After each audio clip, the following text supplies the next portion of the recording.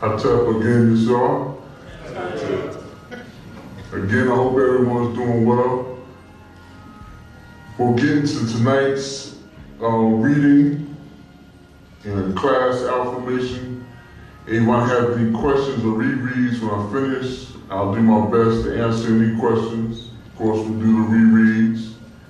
And we ask everyone just to pay attention, absorb the affirmation that our beloved master teacher has provided us with. In this day and time, we can see what's going on in the world around us and everything that the master has been predicting since before 1970.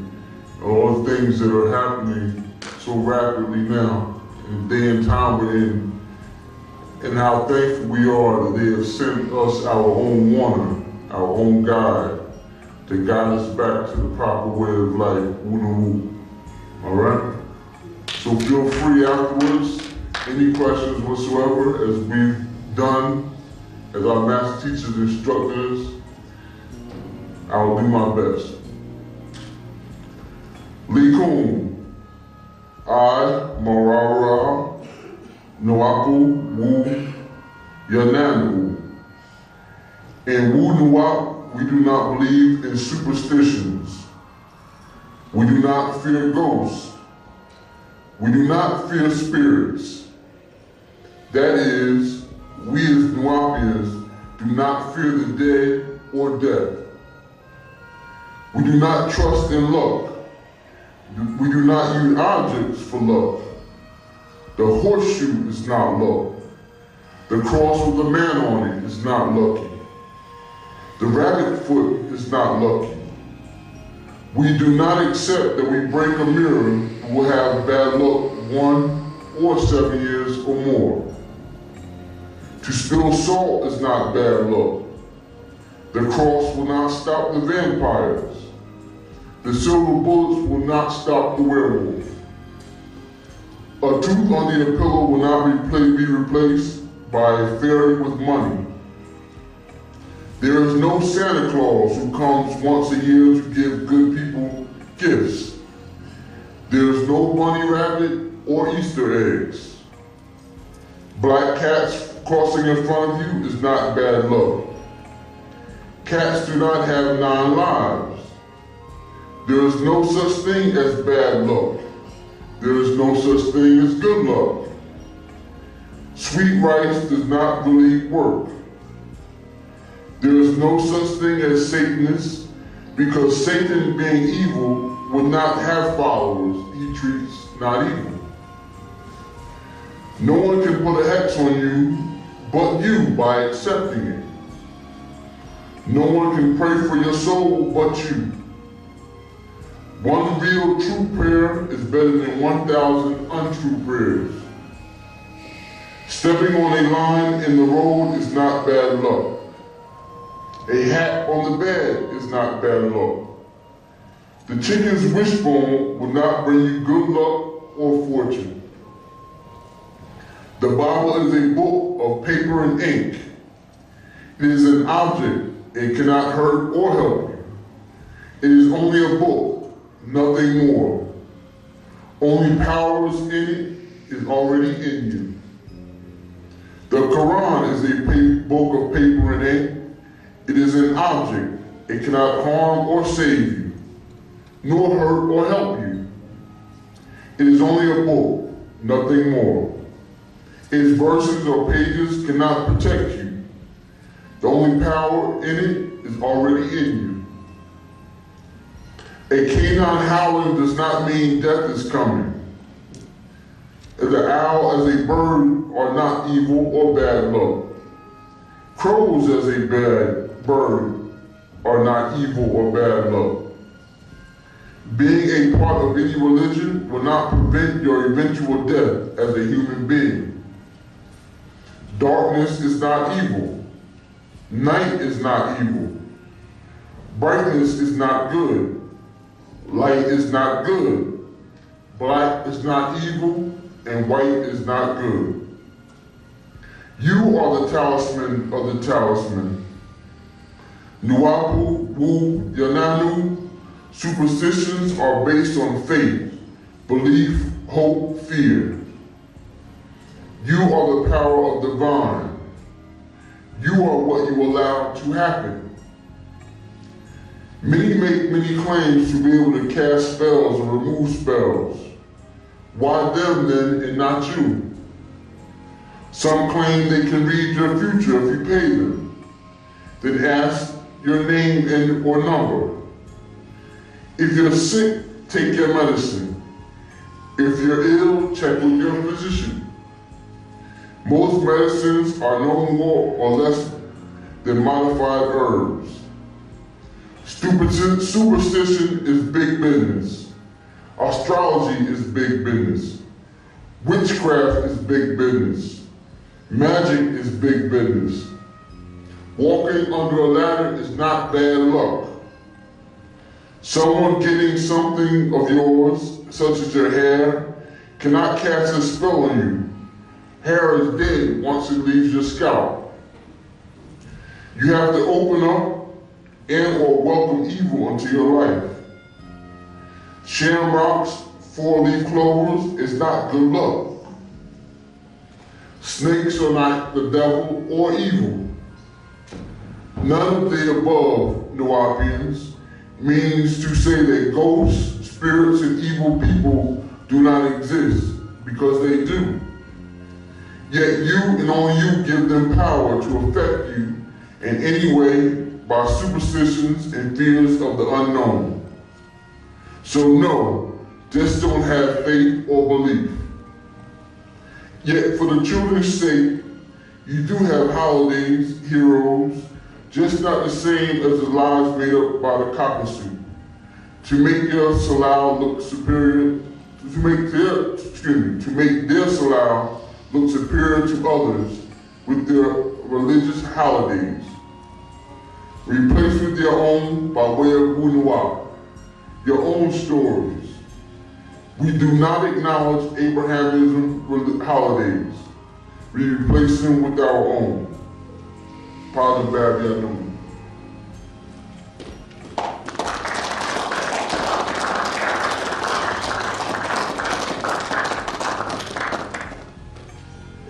In reading this, we see that a lot of the things that we believe have been, or we think are real, or have been made to appear real by the Caucasus in this society, with his televisions and books and novels and all these different fake things that brought these things out of us.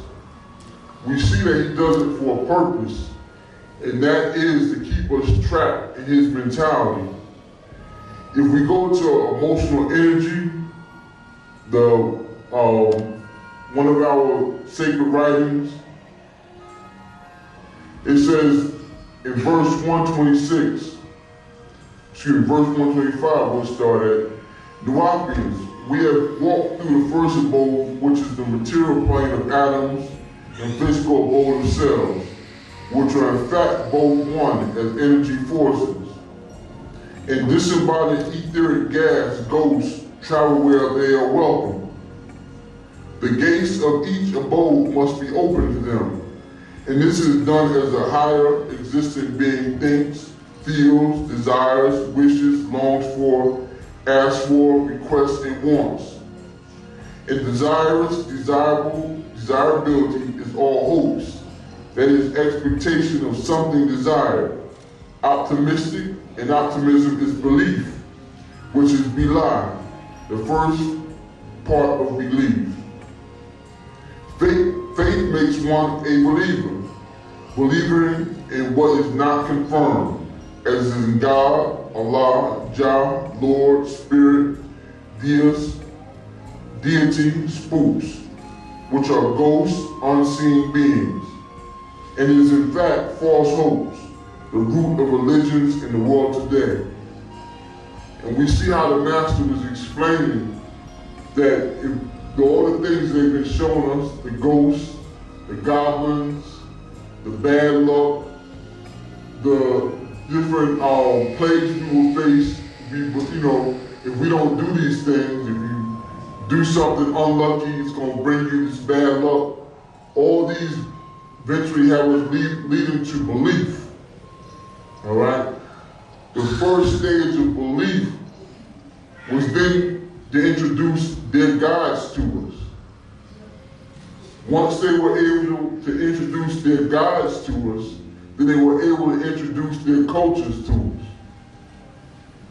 Once they did all that and locked us into a faith and believing in their way of life and their deities, then they were able to introduce all these other things from their society, which was not a part of us. It has now have us plagued, all these thousands and hundreds of years later, have us plagued by their fears of the unknown, their ghosts, their goblins, their ghouls, and has us trapped now in their thought patterns and trapped in their ill society and trapped in their disagreeable ways and actions and their disagreeable lifestyle, which is furthering their plan to then keep us stuck with them as their society falls. If you look at their art form, being the costume, and they always say you can tell what a person thinks by looking at their art. If you see their art, they introduce these wicked beings, these goblins and ghouls on their churches and places of business. If you look at their television programs, they introduce these sleepy hollows and these demons and these goblins and their superheroes in the form of the super agent FBI man, the form of Superman, the form of Batman. They introduce their God complex in the form of a white Jesus on the cross, a white Muhammad. So they have now caught us into their physical spell, their spiritual spell, which has kept our physical spellbound and trapped within their society. You follow what I'm saying? And all this was done on purpose while they introduced all their beliefs and fictions. All right? If we go to the conscious being from one of our patriarchs, which is explaining the way to us, the way to break out of this, if we go to verse 32, and I'm in the conscious being, and it goes further into why they did this to our spirit bodies and our souls. It says the unconscious soul, Ba, can be stolen to control your ether, Akat, the etheric being, from your Katat body while it's still alive. And we see that happening daily. How our etheric being, our soul, is now being controlled by them. How is it being controlled, you say? Look at the biggest form the Master used to always say about how you can tell we are soul people. What did the Master say to distinguish us from them years ago? And he always mentioned it. What form did we always exercise that showed our soul? Music and dancing. Now, if you look at music and dancing, so say the last 30 years, you go back 40 years, go back 50 years, and look at music and dancing now, and you see someone stole the soul. If you put on a Fela Kuti tape, and then put on some of the latest R&B music, and it will see how striking the difference is to hear live instrumentation from our African origins to now when they have all synthetic music. And you'll see that somebody stole the soul. If you look at dancing now, if you can bear to look at it for 10, 15 minutes on the television program today and see what they call dancing, you'll see that someone stole the soul. You follow? And all that began with his belief system, which he introduced us by his fears, his desires, his wants, his aspirations, which in turn would enable us or enable them to trap our soul and have us giving our powers over to him. if we go to verse 32, it says, if this happens, the conscious being of the Ka, spirit person, looks the same, yet the Ba, soul, linking them to their Ka, ether, weakens. The second power becomes sluggish, and the person is reduced to the image of 6 ether beings. All kinds of drugs, alcohol, caffeine, or alkaloid in tea, and cocoa, and coffee, as well as nicotine, or these poisonous oily liquid and tobacco affects you. The misuse of your genital fluids, and this is for both male and female, staying up too late for the melanin works for you at shadow hours, TVs, lights send out false colors of light which will affect your melanin flow, or your melanic black, melanism, or melanite, high explosive in your genes. Hanging out all hours of the night, and the red lights also drains your Ba, soul, and weakens your Akak, ether being. You become the living dead, like 6 ether beings, and in time lose all ability to remember the past or operate within a subjective state of mind, of the trance or the wham, spell of sleep or ignorance. Now that sounds like many of our Nagaru race who are now walking around under a spell of sleep. And this spell of sleep has been enforced because they've stolen our soul. So for us to walk around in their image and likeness now seems normal. To us to worship their image and likeness seems normal. For us to be Muslims and Christians and Hebrews now seems normal. All these things that we do in our daily life now seem normal because they have stolen our soul and can now affect our etheric being, what we can't even reason out. And as the Master said, as they kept us drugged and constantly do, now we stay sluggish. Where the right knowledge, right wisdom, and right understanding becomes harder to penetrate because that soul spirit being is already acclimated to a 6 ether force. You follow what I'm saying? So now everything we do, which is outside of our normal nature or our natural nature, now becomes quote unquote normal. And they've done that on purpose, as the reading explained, by getting us to believe in all their fallacies, all their bad looks, all their holidays, all their eating habits, all these different things they introduced us to, have us non-ether beings relegated to existence as 6 ether imitators, when we were the original creators. We were the one who birthed all others. As we emerged out of the water and walked upon the planet Earth, when it could not sustain life from none other but black supreme beings. Black beings who walked upon the face of the earth when none other could survive the atmosphere. As we drew the sun's energy rays into our own, what they call sun heat genes, and we were able to take the sun's energy rays and convert it into usable energy. Those rays from the sun, we actually converted into power, energy called Sᴏᴜ. And we walked around as non-ether beings. This is before we had hair. And it was not until we began to mix and we had to grow hair, which was a physical manifestation of those sun heat genes that curled in a 9, because we could no longer directly take the sun's rays.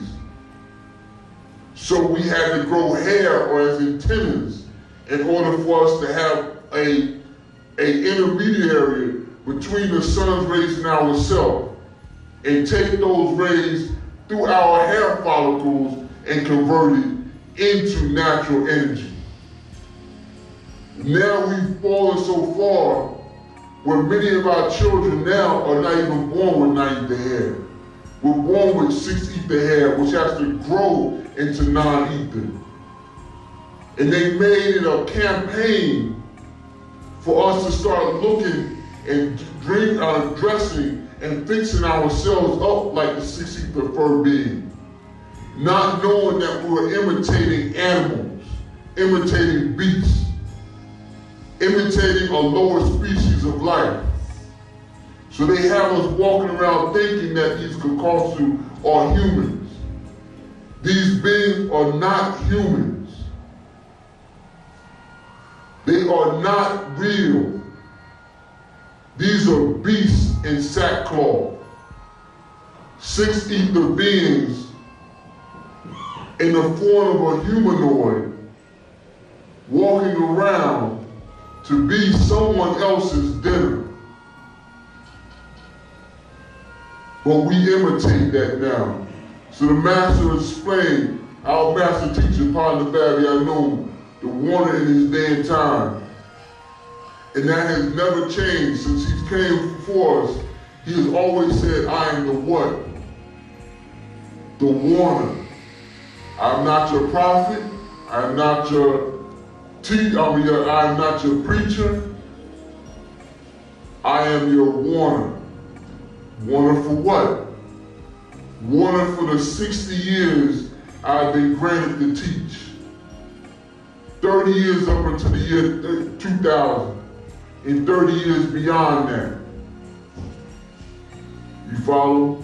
A being from a higher abode was incarnated to teach us, who also from that abode, where we have come from and how far we have fallen, and how close we are to missing the boat to returning back to that level. So they incarcerated him so that he could not touch us, so he could not give us those sacred tones, that sacred tone to get us to activate the glands within our body.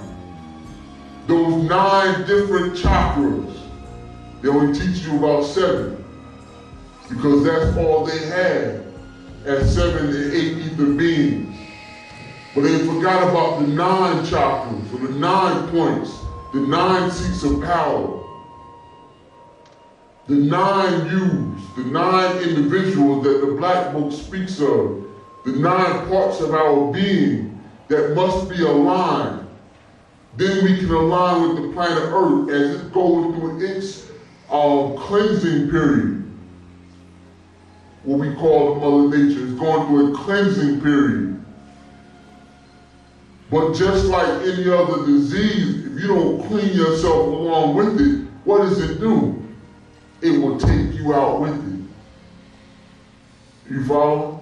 So our warner in this day and time, Pāṇa Bāvyānum, has been giving us the guidance in Patarak, the way to re-cleanse our body and reclaim our soul. Reclaim those tones and those vibrations we once vibrated on. Reclaim our music we once had. Reclaim our rituals. Reclaim our rights. Reclaim our ancestors. Those beings who are waiting to respond to the proper tones so they can help and guide us. Those beings from that realm who can affect this realm. But instead, through these falsehoods and falsities and lies, through these television programs, what do? They get us constantly thinking or focusing on 6 ether beings, which are not real, but they have become real to us because we have accepted them. And once we have accepted them, they begin to haunt us in our dreams. They can haunt us on that side of things, because we have accepted them as real. You follow? And once accepting it as real, like the Master said many times before, they have the power to then affect us as long as we stay on their lower level. But once we rise up to our level, symbolically, because it's really not any up or down in that realm, but once we rise in levels, they can no longer affect us any longer. You'll look at them and laugh and see them for what they really are. They have no power over us. It's just like the witch who says they're gonna put a spell on you, you laugh. So you can't affect me. You follow? You have no power over me whatsoever. And once we look the Tałmū in his face and tell him he has no power over us. You can't affect me one way or the other. You cannot stop what our Master has proclaimed cannot be stopped. You can't affect my soul. I no longer give it to you. As the Master said, it's like Dracula. You have to welcome him into your house. But once we stop welcoming them into our household, our temple, our abode, once we stop welcoming them into our temple and reclaim it as a temple of the Most High, and as the Mind Book says, we are all emissaries of the Most High. And as an emissary of the Most High, you will take every precaution that when those who see you or encounter you, they would see the Most High. So we take back this abode, this physical realm right here that we've been granted and we've become a caretaker of. Once we take that back and kick the 60 forces out, we will walk amongst men as emissaries of the Most High. And we will shine brightly as our Master Teacher did. Because everywhere he walked, someone knew it was something about him that was different. And as Nuwapians, once we walk around amongst people, they should know it is something different about the way we walk, the way we talk, the way we act, the way we smell, the way we look, the way we carry ourselves, how we hold ourselves high. You follow what I'm saying? All these things are outlined within Patarak, within the readings every week. They're outlined within our language. They're outlined to unlock those genes that were hidden within our genetic code by our ancestors and great scientists who hid specific genes within our mitochondrial DNA. They hid them from the Pleiadians and the Kᴜᴜ, so that when this day and time would come and the specific tones will be heard, it would unlock portions within those DNA to reawaken, portions what they could not control because they did not know they existed.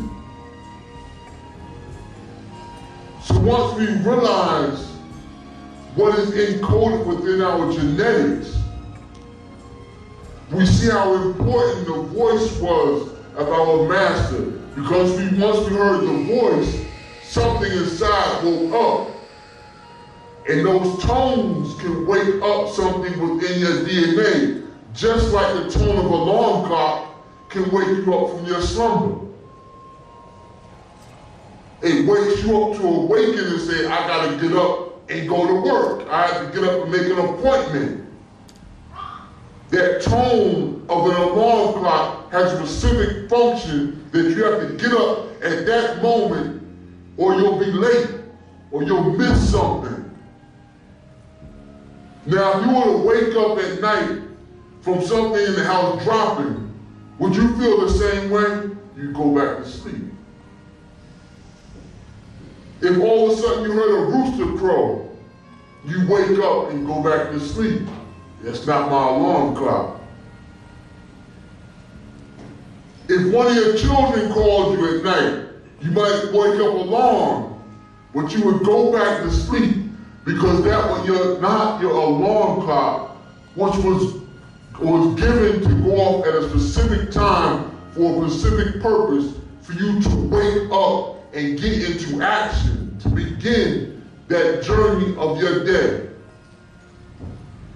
And there was specific coding within our DNA, again, that was locked away by the great scientists of our ancient history and ancient ancestors, which was in time or encoded to go off like an alarm clock at a specific moment to reawaken and say, I have to go. It is time for me to get up, to make my journey to begin anew. And that is the reason for our master teacher and these lessons, to reawaken those codes within our genetic, which was again hidden from the Kᴜᴜ, because they couldn't affect them to reawaken. And that is what we must do in this day and time. As our master teacher Warner has told us many a days, it is time to wake up and get back in tune again. You follow? Sure. And that is what separates him from all other teachers. There's one time somebody said they were upset, talking to a fellow brother. They said they were upset because whenever great teachers are mentioned, they never mention our master teacher. And I said, well, I don't really get upset. I look at it a different way. I said, if they would have mentioned him, it would lump him with everybody else. It would make him on the same plane as everybody else. It would make him equal to everybody else. So whenever they mention these teachers and writers and historians and sages and gurus and every other name you can think of, and they don't mention Padabab Yadum, I smile. I smile and I'm happy because I say, you all know this as well as I know that he is not like anybody else.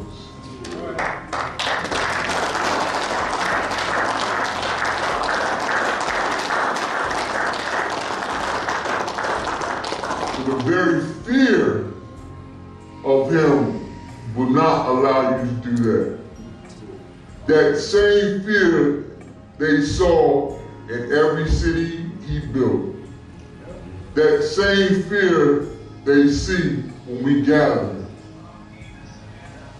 And each new scroll drops. And each new lesson drops.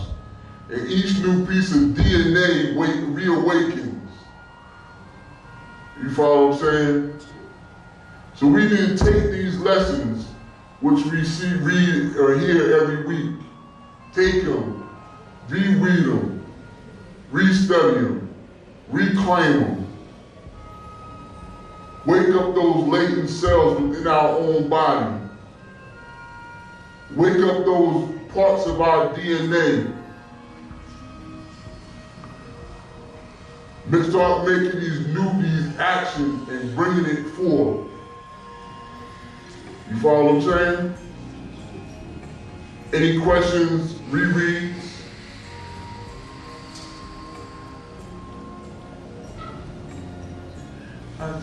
That's up.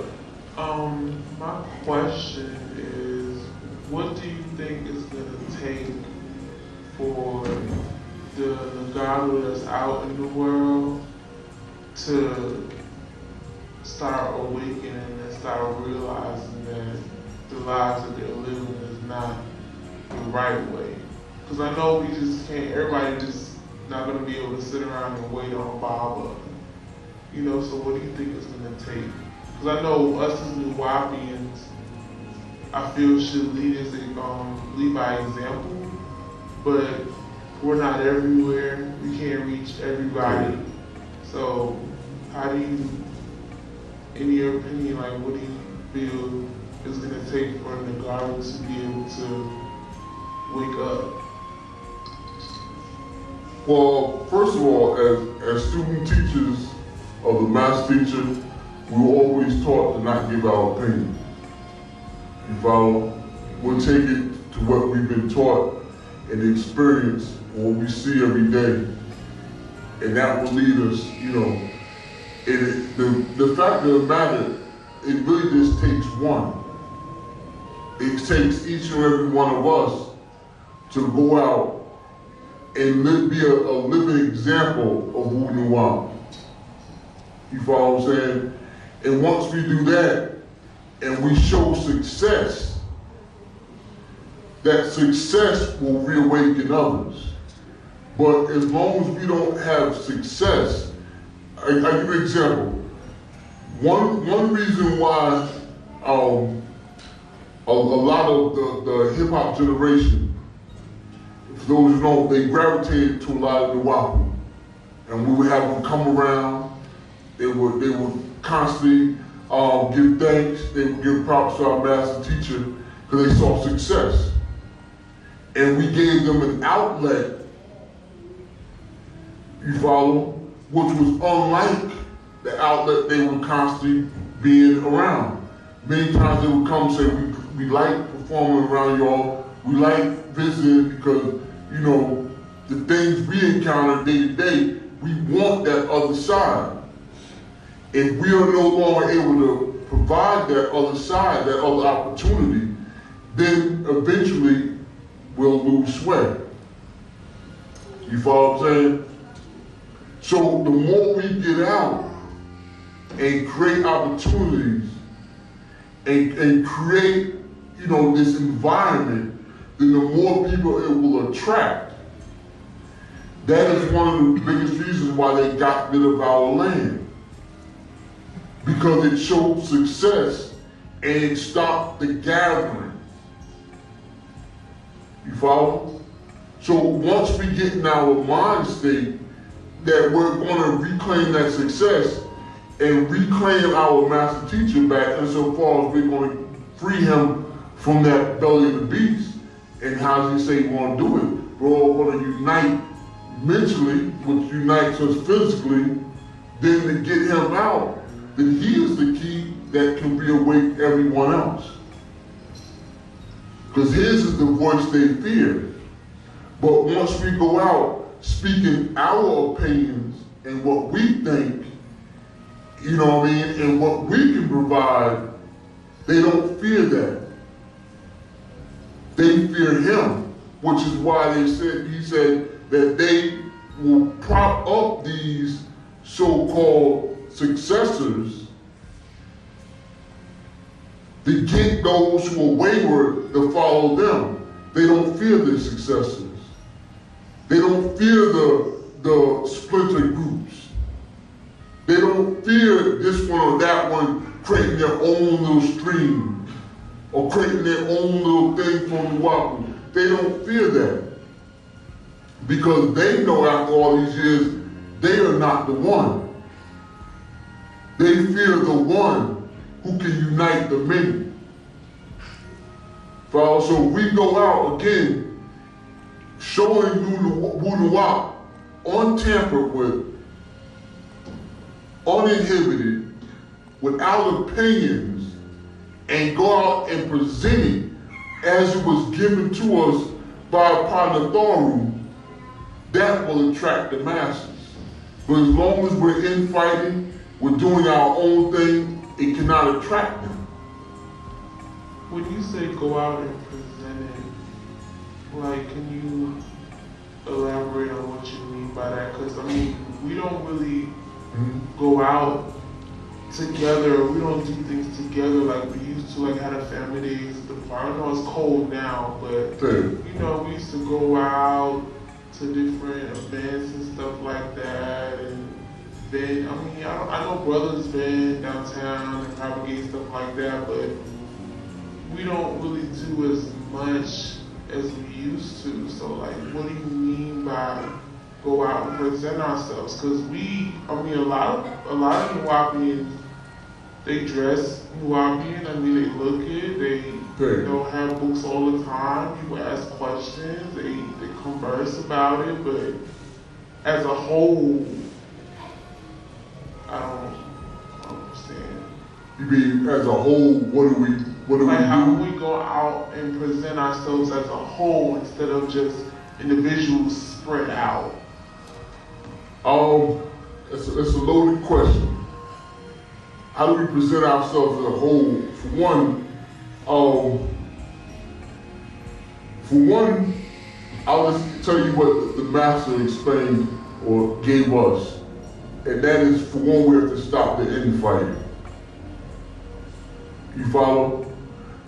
The infighting has caused him pain as well as ourselves pain, because it divides a house. A house divided cannot unite or cannot win. You follow what I'm saying? So on that level, we have to, each individual person has to be the one to stop gossip, to stop rumors, to stop backbiting, to stop fighting. That's an individual task that each and every one of us can do ourselves. You follow? That's a personal mission or personal goal. Each one of us ourselves, you can introduce somebody to Nᴏᴜᴜ in Walmart as well as you can, at a family gathering. And I say it to say that each one of us then, when we go out, we can be a living, walking example of who Nᴏᴜᴜ. And sometimes the slightest conversation can spark somebody else. You follow? So that's on the individual to take the information and our lifestyle to present it to others to reawaken them. Those are things that us as individuals can do on our own. You follow? And the infighting amongst us, and once we get together and make this push, for example, how many of us, I won't put anybody in the spot, so no hands or nothing, but how many of us supported the ball this year? You follow? How many of us talked to somebody, hey, let's get our tickets, let's get it going? That's something that we all could have done to get that gathering. It doesn't take a big mission, it takes a phone call. You follow? These are small things which can get the family back together. How many of us have called an elder we haven't seen in a while? Just to check on them. Just to tell them, look, I'm still thinking about you. I'm still concerned for you. These are small things, little small things, which is in Patarak, that we can do on an individual lower basis or smaller basis to reunite that spark amongst us. And that spark will grow and grow and grow. It just takes that individual, that individual act of kindness, as it's prescribed of C.D. Master had years ago, learn to care. Learning to care about one another, learning to care about our family again will spark something. It will spark an infernal effect. It will grow and grow and grow. You follow? So that's what I was meaning by that point. Right? Any other questions, rereads? Okay, when you said when your hair, somebody can't take your hair and they can, well, is it not so that the hair still has like DNA in it, and correct, you can, use that like crime scenes, for instance, they take hair and they figure out who belongs to whom, and etc. So wouldn't you say hair still has a significance even if it fell off your head? Not as far as putting a spell on you. Because what it is it was, well, some people don't even say it's folklore. They say you got to guard against people stealing your hair, your fingernails, things like that, because they can use that to put a spell on you. If I get your hair, you know, I can take this hair, representative of you, and put a spell on you. And what the master explained, first of all, the hair is dead once it falls out. Just like your skin cells, they fall out constantly. Your hair falls out. Once it falls out, it's dead. So it's not you anyway. And if it was you, it would be a dead you. And therefore, well, therefore, if there was a user, it would be dead. It has no life in it. But regardless of what they take from you, they cannot use it to put a spell on you. Only you have that power. Okay, so here's my next question. It was a while ago, and Pop was talking about how, you know, females, they wear weave and they wear other people's hair. And, you know, I was told that you shouldn't wear human hair from other people. Correct. So if you're wearing other human hair from other people and it's dead at that point, why would it matter once you put it in your head? It matters insofar as once you take someone else's, if you take anyone from someone, right? You're not only just taking the physical part, but it's the mental part, the mentality of it, okay? Not the hair itself, but if I'm taking his hair, because I want to look like him or her, then that person, what they look like, what they become, or what they are, has now become a part of me. If you follow what I'm saying. Because not a part of me within my DNA, but it's become a part of me. I'm taking on their likeness or what they are. You follow what I'm saying? So in doing that, I then want to become like this individual, okay? Once I want to become like this individual, I am my person, which is your personality, which is your spirit. Your spirit is a combination of the ba and the katat, the body, animated creates the spirit. The spirit is called nefs, or the self. Okay? Once that self, which has been groomed by things around us, once that self wants to be like other than self, I am now giving my spirit being or powers over to that force that is someone else. Okay? Once I start giving my spirit over to what is other than self and kind, then that other than self and kind, being, we'll see the Caucasus in this manner, then that person now can start introducing other parts of their lifestyle, other parts of their grooming or their likes and dislikes into my life, because they now know that I have given over self to them. You follow what I'm saying? I'll give you a perfect example to make it clearer, okay?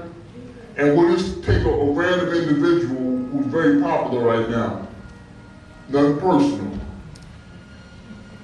A little girl looks at Beyonce and says, I want to be like her, okay? Beyonce doesn't have the hairstyle she was born with. She has hairstyle of the Caucasus, the color, the texture. She has fur. This little girl, changes her 9 the hair to that image and likeness. You follow? The next thing she wants is the clothing. Now, what does the Caucasus do? They know that it can now target that little girl for the food Beyonce likes, the music she likes, the cars she likes. Everything she likes, they can now target her to introducing those things to this little girl. So this little girl then becomes liking or in the image and likeness of other than self and kind. She is given over her spirit forces, then her soul, to a sixth ether being. And it can start with something as simple as hair, clothing, music, all these different things, house structure, job. It can start with all that. Usually, black men like to start with female hair. You shouldn't wear that kind of hair. You want to be white. That's what black men do. But they'll walk around with Jordan jeans or Levi jeans, which are not African at all. You follow? Or they'll tell you that while going to eat at Chick-fil-A. I picked my favorite one. They're gonna eat at Chick-fil-A while telling you to take your hair out. And you be like, Chick-fil-A, huh? They don't have that in Ghana, do they? I never seen that in Ghana pre-colony. They don't have that, but you want me to do this. But so that's what we usually pick and choose what we tell people not to do based on what our self likes or dislikes. When the master says, give it all back to him. Don't pick and choose, give it all back.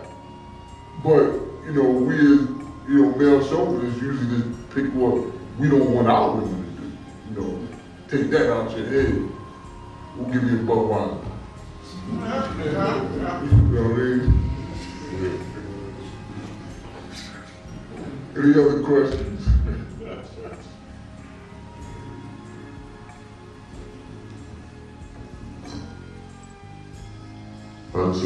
That's it. I was saying, do spirits travel through objects? Do they live in objects or items or anything like that? The master teacher, to my recollection, never spoke about spirits inhabiting objects or inanimate objects. You follow? They can move things though. They can have an effect on this realm. Some who are powerful enough to, they can affect this realm with physical objects, but I never recall the master saying they exist within these objects. Now, our ancestors, Father Thorough, the master said they were able to animate objects. You follow? That was the purpose behind our black mirror. It was going to be a temple with 4 huge statues in the corner, with statues around, and the master said that they would animate those statues. And it was from the Sᴏᴜ. It's a magical powers they had to animate objects. You follow? And in ancient Tamaray, we used to keep these in our house called Shawati dolls, as for our ancestors as well as the deities, as amulets of protection to call upon these deities. Okay? Take it.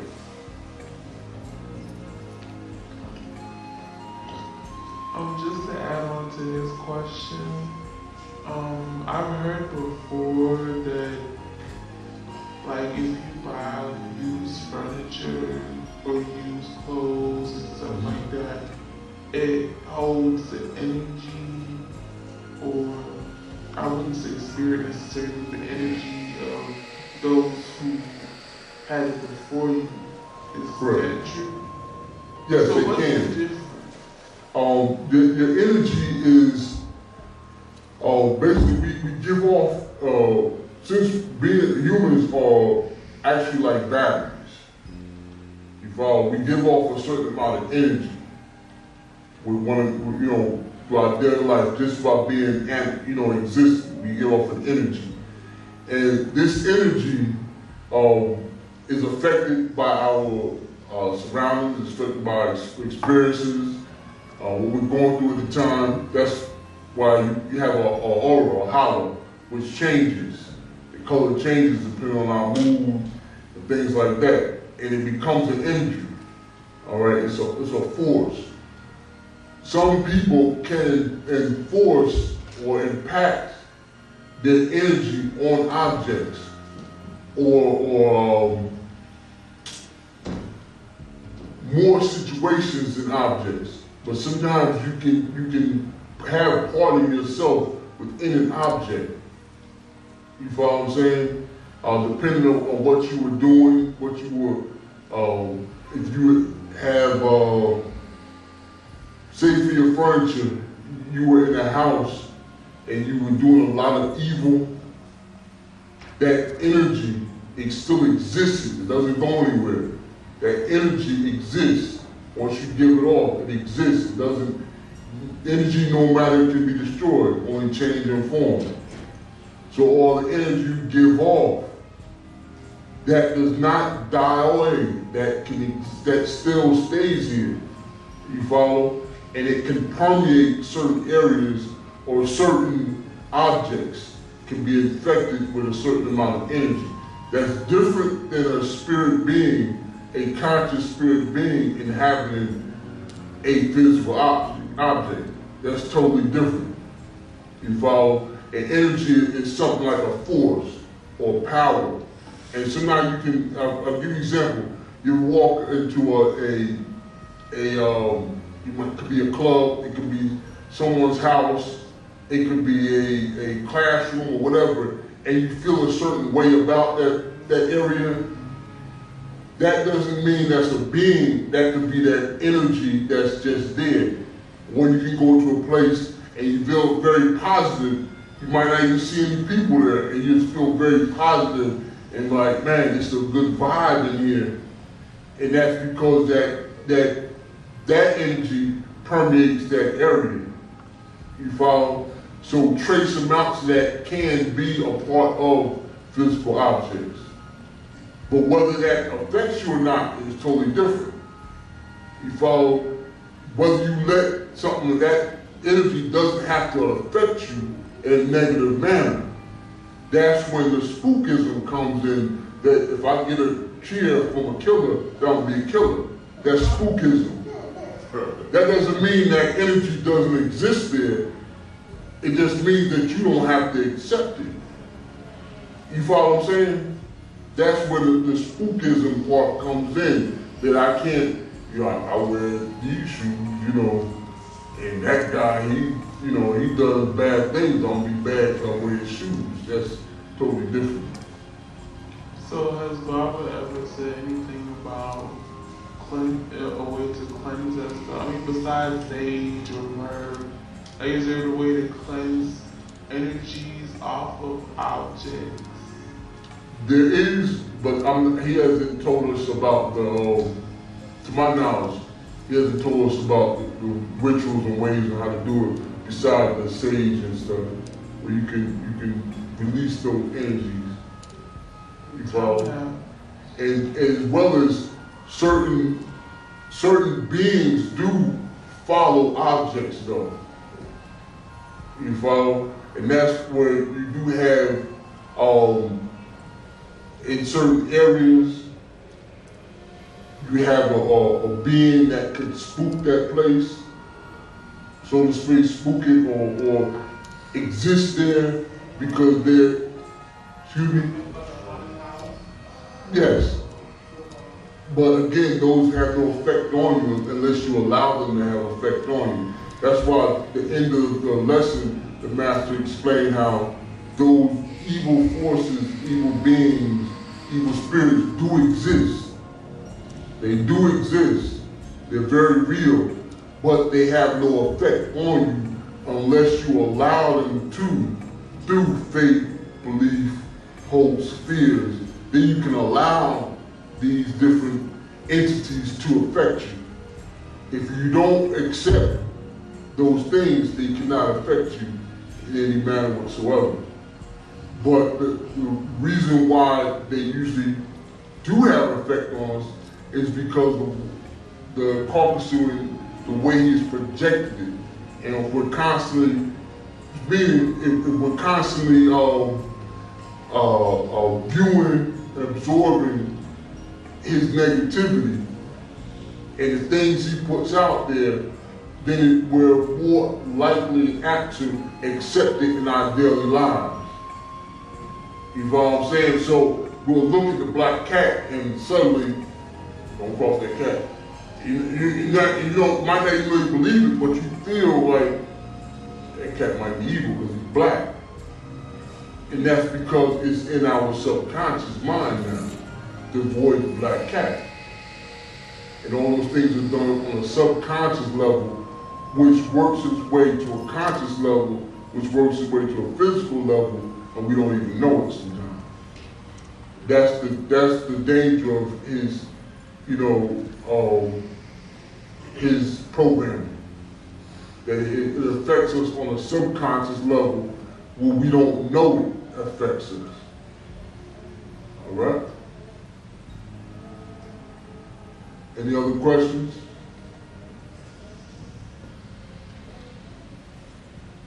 All right, with that, we end our class for the night. Go ahead.